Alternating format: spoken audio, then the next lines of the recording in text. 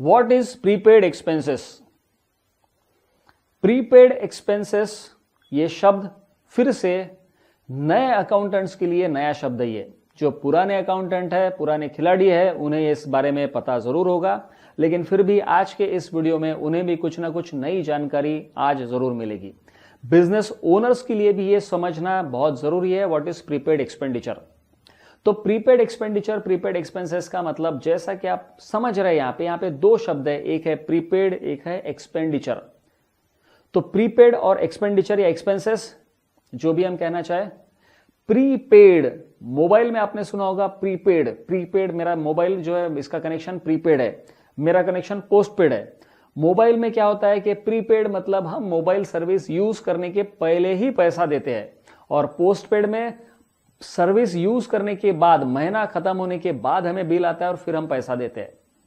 So prepaid का मतलब पहले ही पैसा दिया है, तो एक्सपेंडिचर का पैसा हमने पहले ही दिया है। तो ऐसा कब होता है कि एक्सपेंडिचर मेरा अगले साल होने वाला है लेकिन मैं उसका पैसा आज ही दे रहा हूं।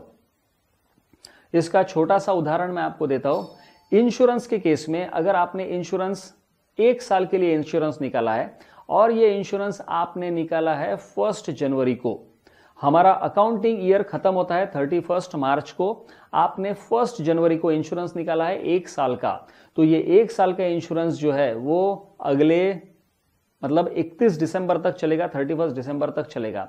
लेकिन ये 1 जनवरी से लेके 31 दिसंबर में यहां पे 2 अकाउंटिंग ईयर आ रहे हैं।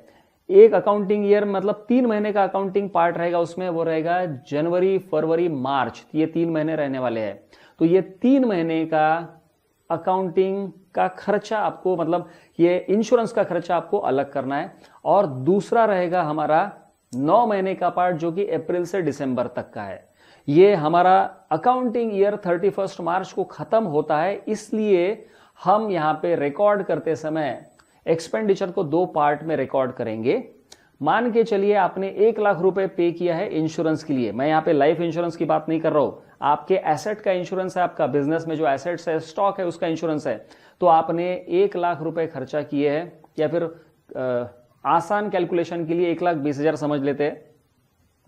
तो 1,20,000 रुपए आपने इंश्योरेंस को पे किया है। यहां पे अब आपका मान के चलिए, मान के मतलब क्या, 1,20,000 1 साल का है, तो ये 10,000 रुपए पर मंथ इंश्योरेंस हो गया। तो आपका 3 महीने का जो इंश्योरेंस है मतलब 30,000 रुपए, ये एक अकाउंटिंग ईयर में एक्सपेंडिचर करके रिकॉर्ड होगा। लेकिन जो बचा हुआ 90,000 रुपए है जो आपका यूटिलाइज ही नहीं हुआ है, क्यों? क्योंकि वो पीरियड ही शुरू नहीं हुआ है। तो ये जो 90,000 रुपए का इंश्योरेंस का अमाउंट है, इसे हम कहेंगे प्रीपेड एक्सपेंडिचर।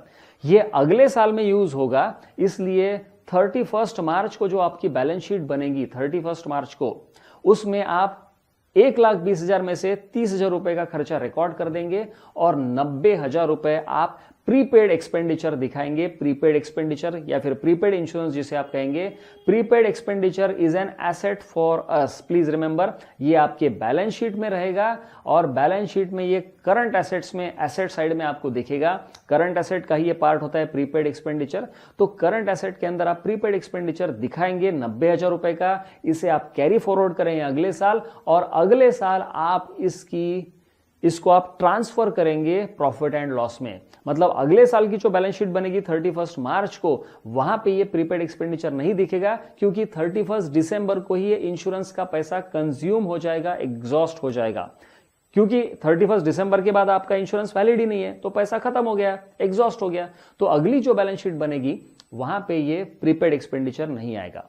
तो प्रीपेड एक्सपेंडिचर इंश्योरेंस के केस में हो सकता है, या फिर और भी केस में हो सकता है जहां पे आप सब्सक्रिप्शन ले रहे हैं। किसी सॉफ्टवेयर का आपने सब्सक्रिप्शन लिया है, 1 साल का सब्सक्रिप्शन, 2 साल का सब्सक्रिप्शन, 3 साल का सब्सक्रिप्शन, तो वहां पे भी ये इस तरह से आपको डिवाइड करना पड़ेगा कि कितने पीरियड का सब्सक्रिप्शन हमने इस अकाउंटिंग ईयर में यूज किया है और कितने पीरियड का अभी तक यूज ही नहीं हुआ है।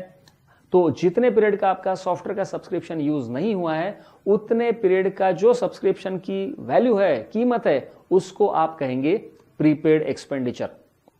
मित्रों, इसी तरह के बहुत सारे विषय अकाउंटिंग में है जिनके बारे में हम डिटेल में डिस्कशन करते हैं। 1 घंटे का लाइव डिस्कशन हमारा होता है और इस लेक्चर सीरीज का नाम है अकाउंटिंग फ्रेंड लेक्चर सीरीज। ये लेक्चर सीरीज पिछले 106 हफ्तों से हम लगातार कंडक्ट कर रहे हैं। 106 हफ्तों में 106 सेशंस हमने कंडक्ट किए हैं 106 डिफरेंट टॉपिक्स के ऊपर।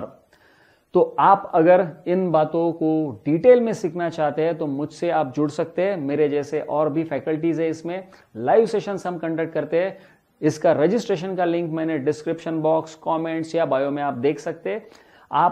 मैंने दिया है वहां पे, आप लिंक देखिए, रजिस्टर कीजिए तुरंत और हम अगले सेशन में मिलते हैं लाइव। आपको इसका इन्विटेशन जरूर आ जाएगा। So thank you very much, have a nice day, all the best.